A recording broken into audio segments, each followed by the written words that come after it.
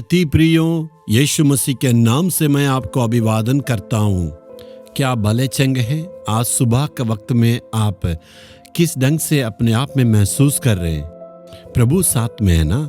इसका मतलब आनंद के साथ रहना, उदास के साथ, दुख के साथ, निराश के साथ, आपका मन में बोझ के साथ कभी भी नहीं रहना।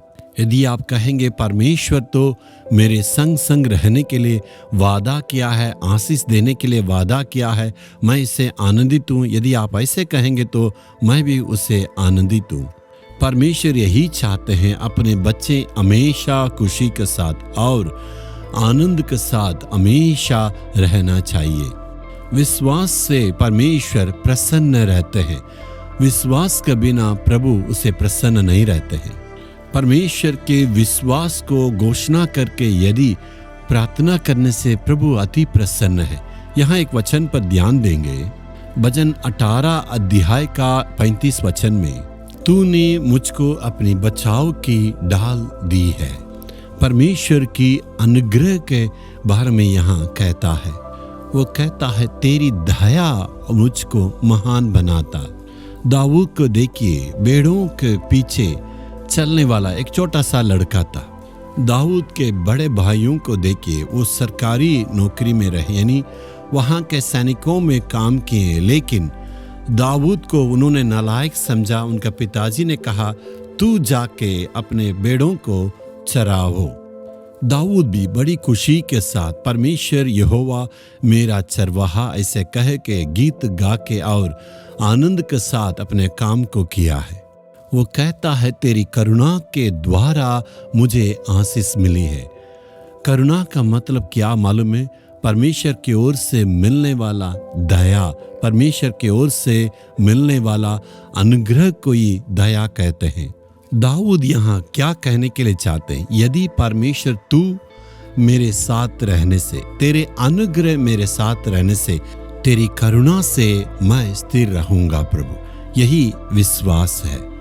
क्या कहता है? तू मेरे संग रहना, तेरे अनुग्रह, तेरी दया, तेरी करुणा मेरे संग रहने से वो मेरे लिए काफी है, मैं महान बनूंगा। दाऊद के संग परमेश्वर रहने के चलते गोलियात नामक एक राक्षस को ही छोटा सा लड़का होके परमेश्वर की दया से उसने उस पर जय पाई।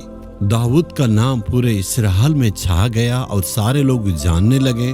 ना केवल अपने देश में, अपने दुश्मनों के देश में लोग चर्चा कर रहे हैं, हमारे सूरवीर को मार दिया, दाऊद इतना महान है। परमेश्वर की दया उनको ऊपर था। उसी दया के चलते परमेश्वर ने उसको महान बनाया, इतना महान बनाया, पूरे देश के लिए उसको राजा बना दिए। उसकी अनुग्रह के द्वारा, करुणा के द्वारा आप भी महान बनेंगे। यदि परमेश्वर की अनुग्रह आपको ऊपर हो, यदि परमेश्वर की दया हो, यदि परमेश्वर की कृपा हो, तो आप जरूर एक महान व्यक्ति के रूप में बनेंगे। यदि काम करने से काम में भी आप ऊंचे स्थान में रहेंगे।